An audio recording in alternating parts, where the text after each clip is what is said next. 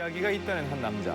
못 잊을 것 같은데요. 계속 이제 생각이 날 것 같고 그때 기억은 아직도 뭐 생생해요. 두려움의 공간이 되어버린 터널. 그에게 무슨 일이 있었던 걸까요? 제보자 앞으로 빠르게 돌진하는 차량. 멀쩡히 달리던 제보자를 덮치고 말았습니다.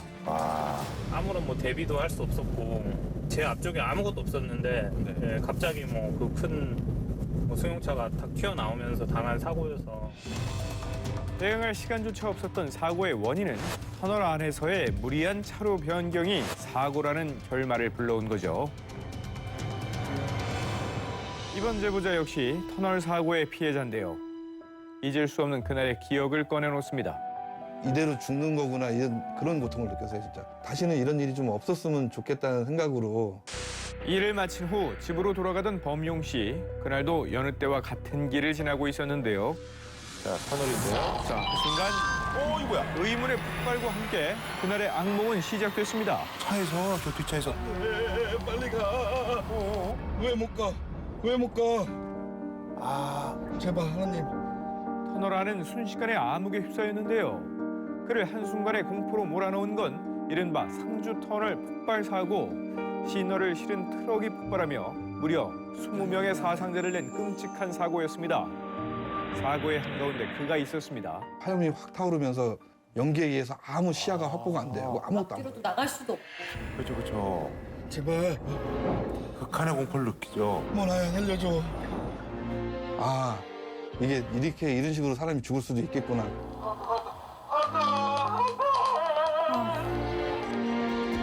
칠흑 같은 어둠의 끝에서 본 출구의 빛은 마치 생명줄과도 같았다는데요.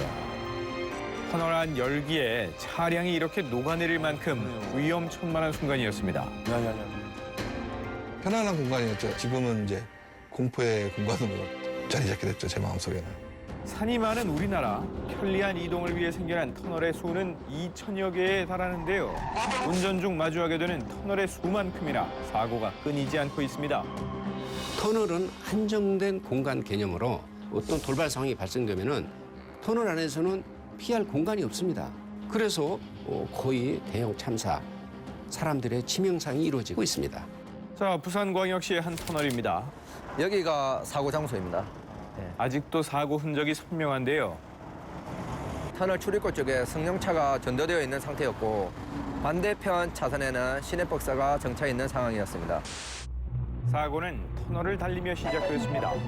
승용차 한 대가 비틀거리며 중심을 잃더니 중앙선을 넘어서 옹벽을 들이받고야 멈춰섰습니다. 순식간에 벌어진 사고, 충격은 상당했습니다. 그 차가 전도되면서 운전자는 조수석 틈 사이에 끼어 있는 상태였고 그 의식이 없는 상태였습니다. 결국 운전자는 현장에서 숨지고 말았습니다. 그 당시에 비도 왔고 너무 미끄러운 상태인데 터널 조금 속도도 좀 있었고 자기 운전을 이제 제대로 조향 장치를 제대로 못했다는 거지요. 잦은 사고로 전국의 터널 중 교통사고 1위를 기록한 창원 1터널. 특히 지난해 일어난 구중수돌 사고는 60명이 넘는 사상자를 낸 대형 참사로 많은 이들을 충격에 빠뜨렸습니다. 사고 대부분의 원인은 운전자들의 교통법규 위반 때문이었는데요. 3개월 전 이곳에선 전국 최초로 사고 예방을 위한 차로 변경 단속이 시작되었습니다. 터널 안에 2개 차로를 동시에 인식할 수 있는 지능형 CCTV를 설치해 실시간으로 차량을 감시하는 건데요. 차로 변경을 하는 차가 포착될 경우 바로 소황실로 위반 사항이 보내집니다. 그러나 이러한 단속에도 아랑곳 않고 차로 변경을 감행하는 운전자들. 자, 맞네요. 뭐 승용차. 운동시부터 현재까지 34건이 적발되었습니다. 법규가 있음에도 지켜지지 않는 현실. 왜 그럴까요? 터널 안에 차선 변경해 보신 적은 있으세요? 있죠. 앞에 좀 차가 막혀 있고 이러면은 그 가버리죠. 속도를 안 내면 옆차선으로. 그 가속하는 거죠, 그러니까.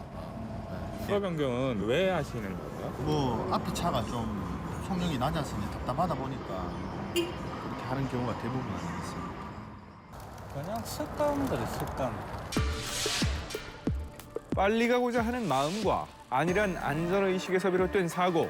그렇게 터널은 한 해 1,300여 명의 사상자를 낳는 공포의 장소가 되어버렸습니다. 터널은 사고를 기다리고 있는 위험천만한 구간입니다.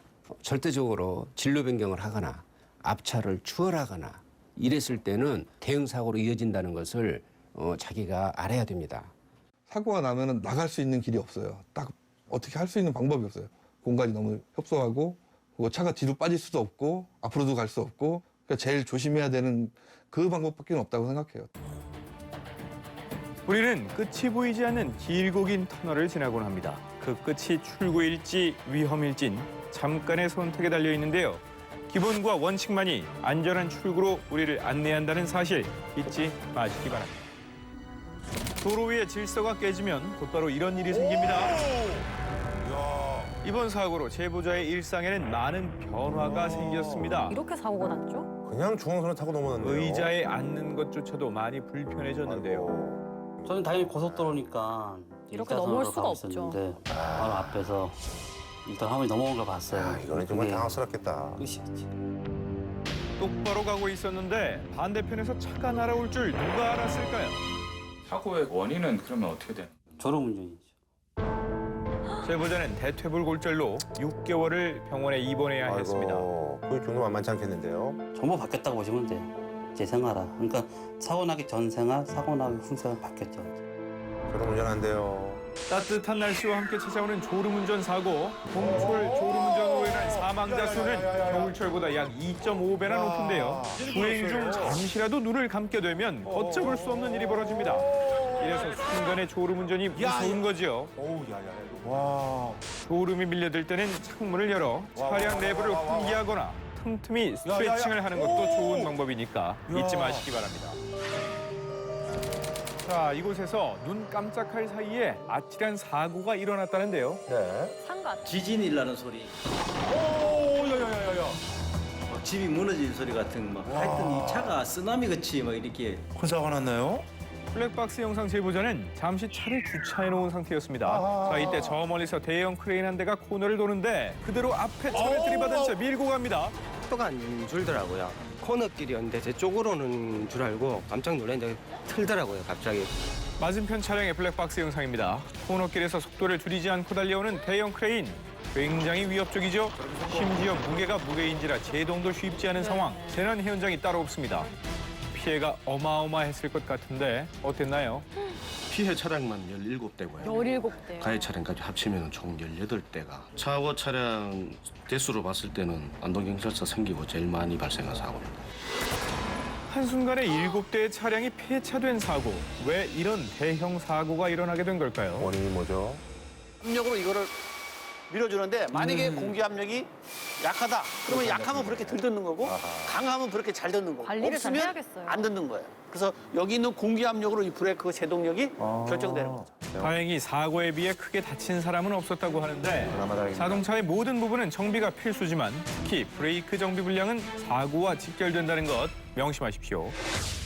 때내진 코스샘 추위가 심수를 부리는 요즘 이 제보자의 새벽 출근길 이날은 전날 비까지 내려서 더욱 쌀쌀하게 느껴졌다는데요. 돌아가.